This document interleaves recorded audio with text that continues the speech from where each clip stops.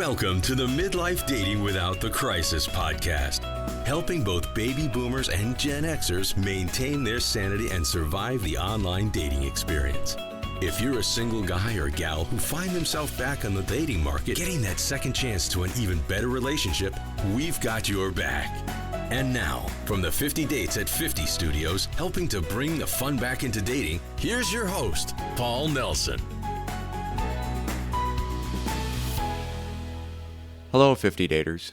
Welcome to episode 5, titled, Why Virtual Dating is Nonsense. Today, I've got a dating report for the month of September, where I interacted with 32 different gals on online dating apps over a 30-day period.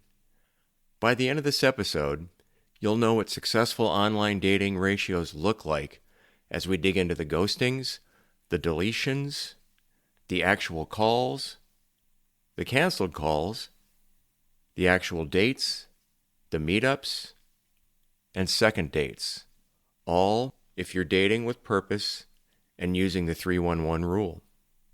Also today, we're going to be defining what dating with purpose is, review Dr. Glover's book, No More Mr. Nice Guy. I'll be tackling a question submitted through the website on guys and gals that insist on keeping in constant communication with their exes. Additionally, I'll be giving you my personal take on why virtual dating is nonsense. And hey guys and gals, if you like what you hear, please take a moment and click on subscribe. I don't want you missing out on making your date nights more memorable. So now, 50 Daters, let's turn those dating busts into dating bests. How can you walk it if you don't talk it? Our glossary of today's dating terms explains the language. Today's term is dating with purpose. This is the act of actively looking for a compatible person who has good relationship material. Those who date with purpose are open to meeting and dating more than one person at a time. This is similar to the job interview process if you're looking for a new job. Now, 50 daters know that time is valuable, and that most people that you meet online are not dateable. Furthermore, most dates with an individual won't last longer than one meetup date to one or two additional dates. Dating with purpose is often confused with, and is completely the opposite of serial dating. As your online dating sensei, Paul answers Q&As from frustrated listeners looking for advice. Here, you'll get the skinny, no matter what the question. Confidentiality guaranteed. Question. I've caught my girlfriend talking to her ex more than a few times over our relationship. I can't trust her. However, after talking with her about it several times, she assures me she's over him now.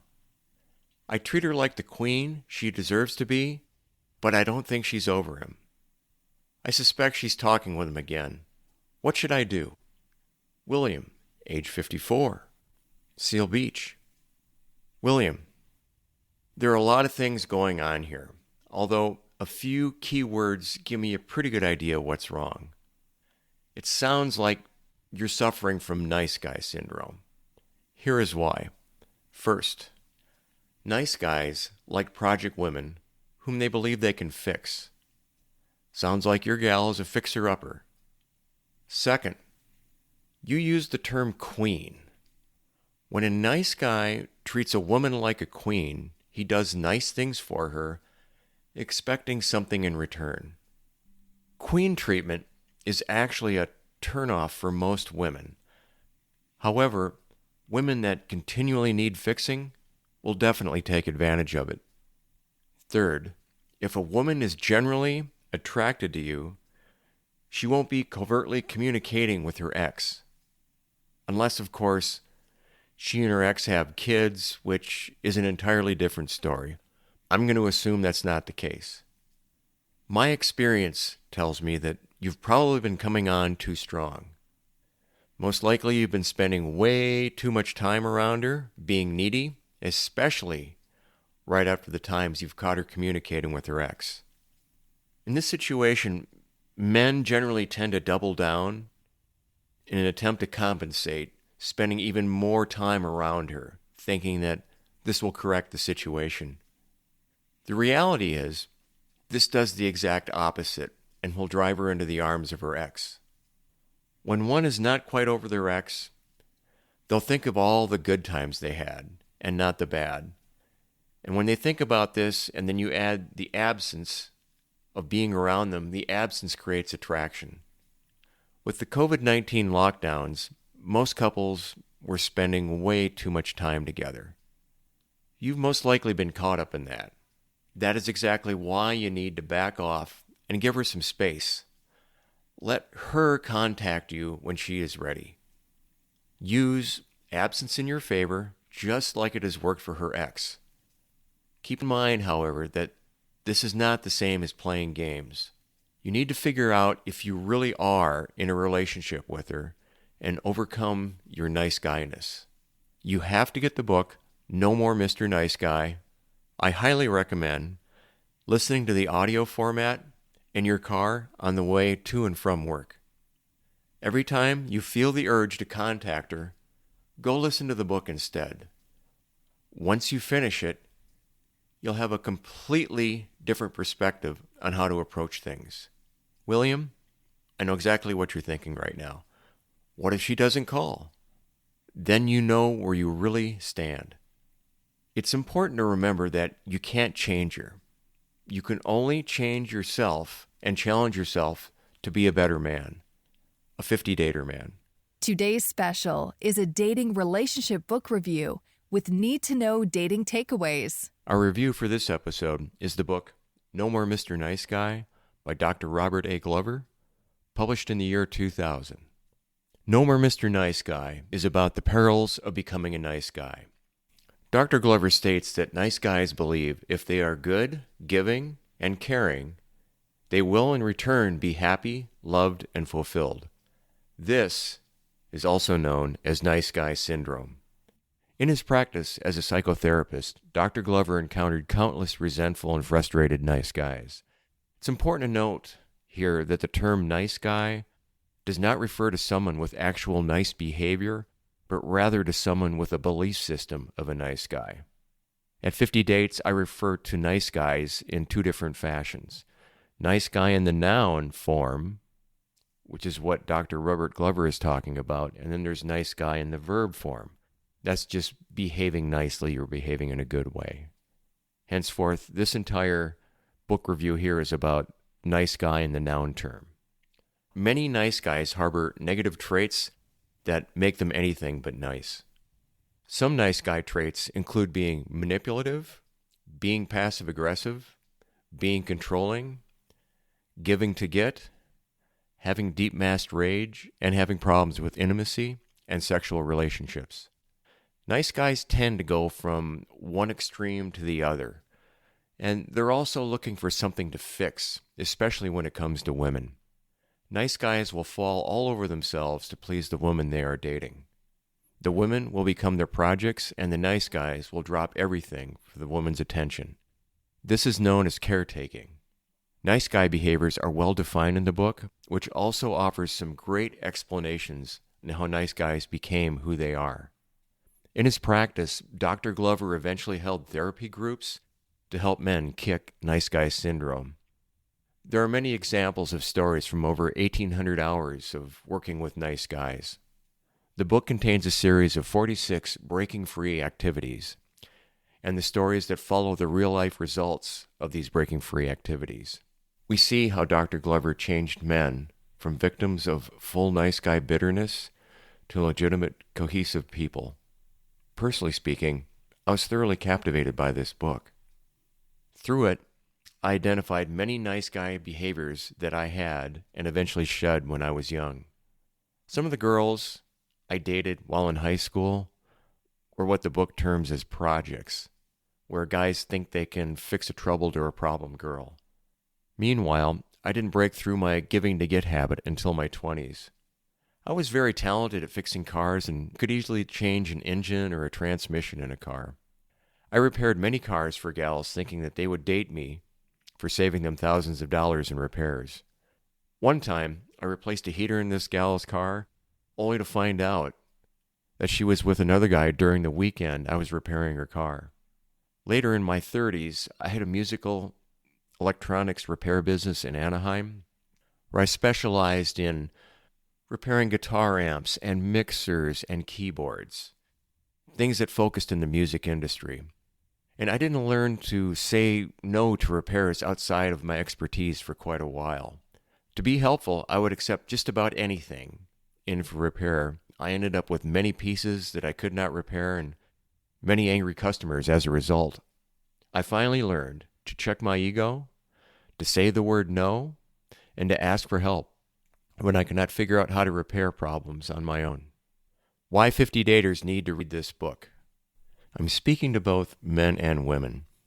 And let me start with the guys. Guys, if you're reading this, it's because you've decided to make the changes necessary to become a good guy. I would highly recommend that you check the glossary of the 50 Dates at 50 website and look at the definition of good guy, nice guy, and the bad boy or the bad guy. This book will help you identify all nice guy behaviors and eliminate them. It's required reading for any man that wants to become a better version of himself, the type of man that a great woman would seek. Gals, many of you may actually have some nice guy characteristics of your own that need to be eliminated. You may also be dating or in a relationship with a nice guy. Having him read this book can change him into a better man, provided he wants to change. And many women mentioned in the book had their relationship dynamic with their man completely changed for the better. You may also have friends who could benefit from the knowledge in this book. Overall, the world needs fewer nice guys. I'm astounded by the number of dating profiles where the woman says she's looking for a nice guy. The last thing you want is a nice guy. You want a good guy, and that's what 50 Dater men are. Potpourri is a mixed bag of the good, the bad, and the ugly. Listener-driven dating experiences and Paul's own adventures in the dating arena. I want to talk about why virtual dating during and since the lockdown is pretty much nonsense. You have to admire dating platform providers for doing their best to adjust to the COVID-19 situation. They've done what appears to be a great job in developing options for virtual dating. While this may seem great to millennials and Gen Z, they don't have enough life experience to see some of the landmines. The biggest problem with virtual dating has to do with what we call the candy store effect here at 50 Dates at 50. In the process of virtual dating, if you talk to somebody 2 weeks ago or a month ago, they've most likely already forgotten about you. And if they do manage to keep in touch with an occasional Zoom chat, they'll eventually lose interest anyway. And this has to do with all the new potential suitors that they're talking with, each one seemingly having more potential than the previous. My experience so far is that 9 out of 10 of these virtual dates will not end up leading to a real date in the end. The reality is that the last 1 or 2 people that any party talks to on a virtual date will be the ones ending up getting a real date. I've experienced the same phenomena while traveling. You can have a good conversation or set up a date before leaving town. You're out of town for a week, maybe 10 days, and by the time you get back, they end up canceling. Or you try and reestablish the conversation once you get back and you get ghosted, only to realize that their profile has been taken down or is inactive, which generally means that they've most likely found somebody while you were away. Additional virtual dating challenges circle around technical issues such as lighting, camera position, and background. This is similar to the professional help needed on most pictures found on dating profiles. In virtual dating, you'll need to learn how to look good on live camera, and this involves a steep learning curve. And there hasn't been a whole lot of decent advice out there on this subject, and it wasn't until August that I became aware of any detailed and tested information on how to approach it. I'm a regular listener to Julie Furman's Cupid's Coach podcast. Julie interviewed Rachel Greenwald in episode number 50, titled Creating Connections via Zoom Dates. Rachel lays out a manageable and well-explained avenue that anybody can follow on creating a positive Zoom meetup date. Rachel is the author of Why He Didn't Call You Back and Find a Husband After 35 Using What I Learned in Harvard Business School. These are both great books for women and men to read. Reviews on both these books can be found at the 50 Dates at 50 website. Julie Furman is a professional matchmaker. Her website has some excellent content and is available at juliefurman.com, which will be in the show notes, and at the 50 Dates at 50 website. In the resources section, there's a link to it. As I've explained in episode 1 of the podcast about the 311 rule, it's imperative to quickly move off the dating app messaging interface and onto a real phone conversation.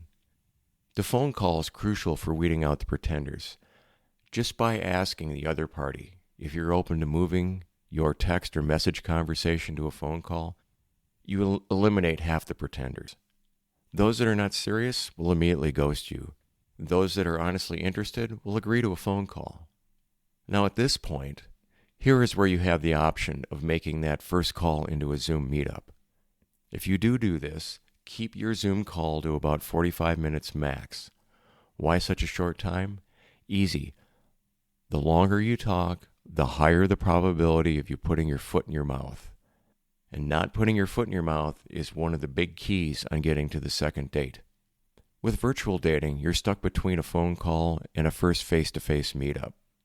Attraction and the unpredictable happen when you are face-to-face, not screen-to-screen as you would in a virtual date. By the time you get to a face-to-face, after a screen-to-screen, the ability to recapture any magic that was garnered during that screen-to-screen will be pretty much gone, and you probably won't get another chance. You'll wind up with many an awkward moment on that first face-to-face after one or more virtual dates.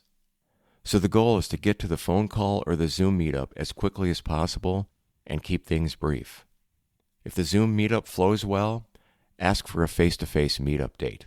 This is not to say that virtual dating does not have a silver lining. It does. It makes for great dating practice. We all need practice for face-to-face dating conversations, and the more you work at it, the better you'll get.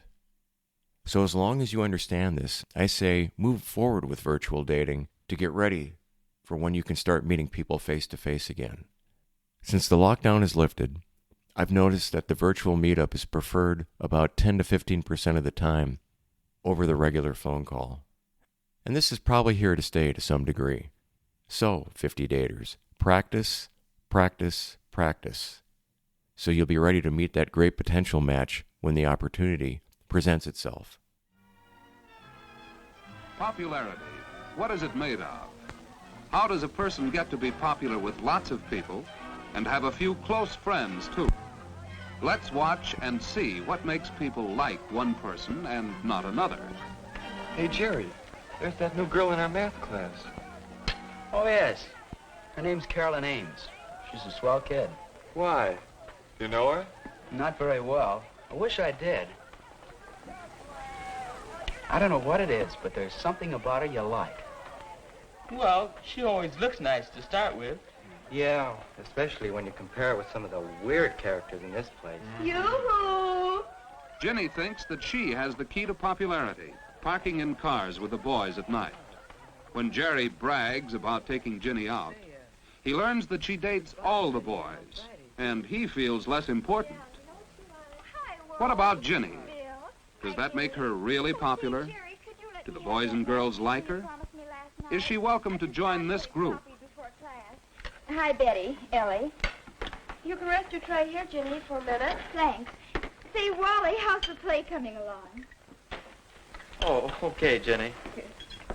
Here, Jenny. No, Thanks, Jerry. girls who park in cars are not really popular. Not even with the boys they park with. Not when they meet at school or elsewhere.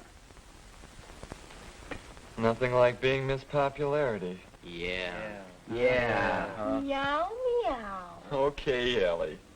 Now there's a girl that'd really get my vote. Let's ask her over, huh? Okay. Yeah, go ahead, Ellie. Why not? Now, why do they invite Carolyn to join their group when Ginny wasn't welcome? Is it because they like the way she looks and dresses? Because she seems as interested in girls as in boys? Because they've heard no scandal about her? I guess you know everybody, don't you, Carolyn? Hi. I've seen you around, but I don't think... Betty Richards, Carolyn Ames. Betty's the lead in our class play. Oh, yes. I looked in on it so yesterday. We're all in on it in one way or another. I'm on the costume committee. And Jerry and I are stagehands. Two among a dozen or so. How about you, Wally? Where do you fit in all this? Oh, I'm a one-man team that does a job with no glory attached. I gather the props together, and boy, what a headache. You sound like you need a helper. Could I lend a hand? Would you? I mean, would you really? Sure, I'd like it. I don't know anything about props, but I could learn. Well, I need some help too, Carolyn. Hey, lay off. I saw her first.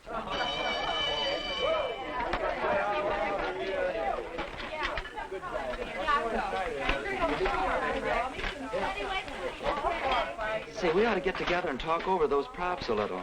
Could you meet me backstage at 3:15? Oh, that'd be fine, Wally. See you at rehearsal. I think maybe I'll take Carolyn to the dance Saturday night. Well, better go ahead and ask her. We could work out a double date. Saturday's soon enough.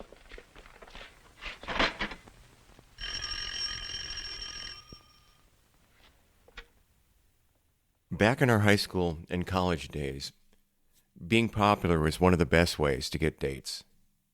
In our age group, we no longer have the social circle as we did in high school and college.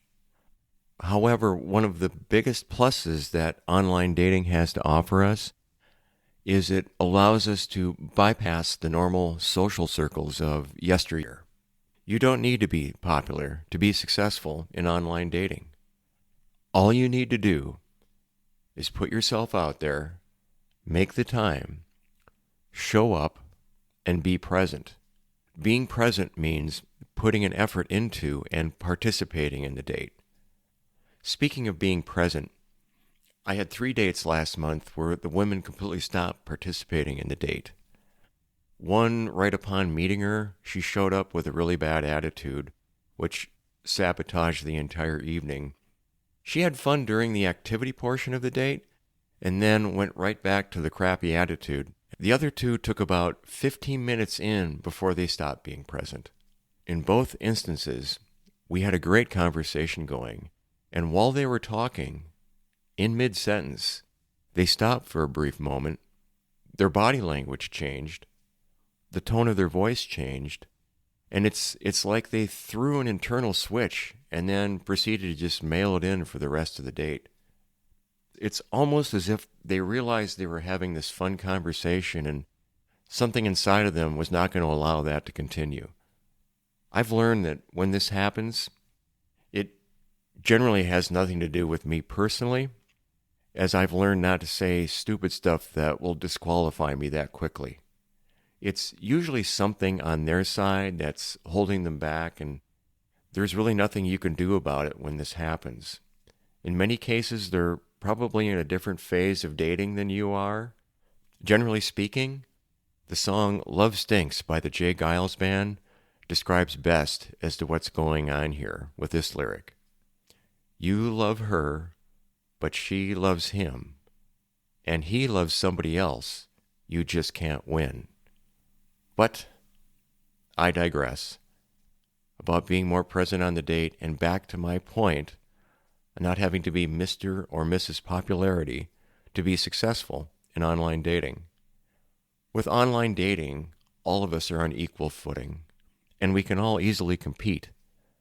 That said, this leads me back to what I talked about at the beginning of the podcast about what successful online dating looks like when you're dating with purpose.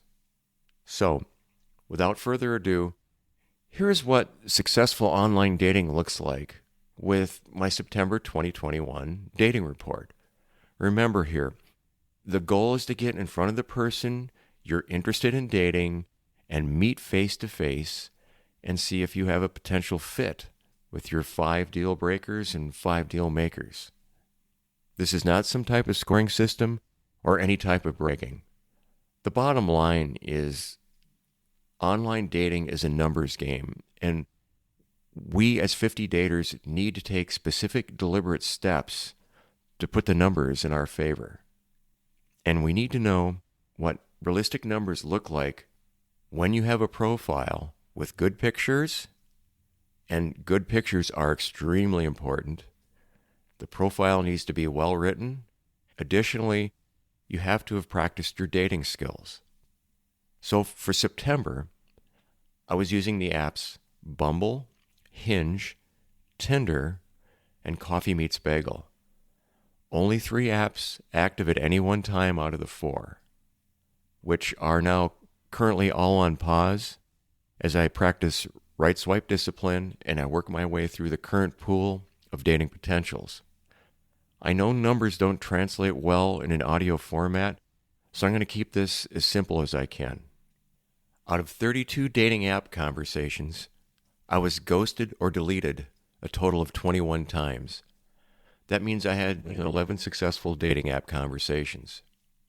To use a baseball analogy as a parallel, batters that get on base 3 out of 10 at bats are considered to be very successful and get paid millions of dollars for failing 7 out of 10 times. Think about that as I go over these numbers.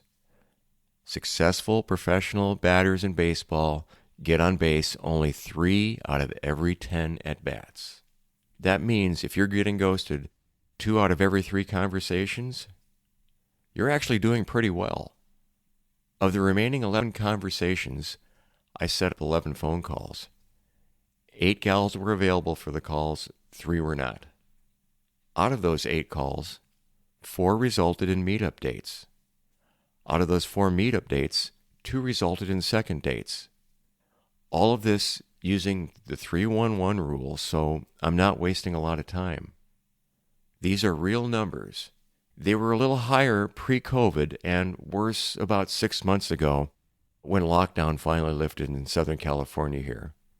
But that again is a story for another episode. Successful online dating is making time for 2 to 4 dates a month while you're searching. Why do we put in so much effort? Because 1 or 2 out of every 10 meetups has RGW, or really good woman, or RGG, really great guy potential. You put yourself out there, you show up, and you'll be surprised at what happens. I'm here to show you how to cast a wider net and meet with more quality potential dating partners. All you have to do is make the effort to work in a date once a week, or every 10 days, or every other week. I'm just a normal, grounded, good guy, not a pickup artist. I'm not a comedian. I'm not a hot boomer male model or a Fortune 500 CEO. Just a regular good guy. And if I can do this, any 50-dater can do this. Gals, you're included here. You should easily be able to open up time for meetup dates. Just nudge the guys online to call you and make yourself available for calls and meetups. And help him when he asks. If you're not available for the day that he asks, give him a counteroffer of another day or 2 that you're available to meet. This is extremely important, and I'll have future episodes where I go more into the topic of the counteroffer. 50 daters.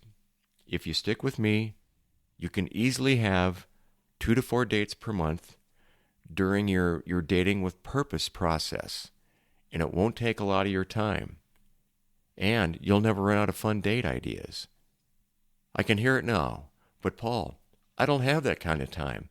How can you possibly find the time? Well, it's simple. I properly plan. My average month means working around my 40-hour work week. I also play in a band. That's 4 rehearsals and 2 gigs per month, so that's 6 spoken for days. I take dance lessons. That's 4 days that are taken up. That's a total of 10 spoken for days out of the month. This leaves me with 20 to 21 available days for dating per month.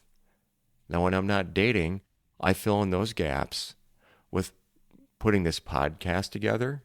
And if you think dating takes a lot of time, try setting up a podcast. I also do blogging for the website. I read books. I listen to books on Audible. I listen to podcasts while I'm on the road and while I'm exercising. And I get a chance to work out with weights on most days. Part of that plan is making time for the date. We'll end this episode by asking the question, why are dolphins so successful at dating? Because they always click with one another. Until next time. Thanks for listening to this episode of Midlife Dating Without the Crisis. Eager for more dating support?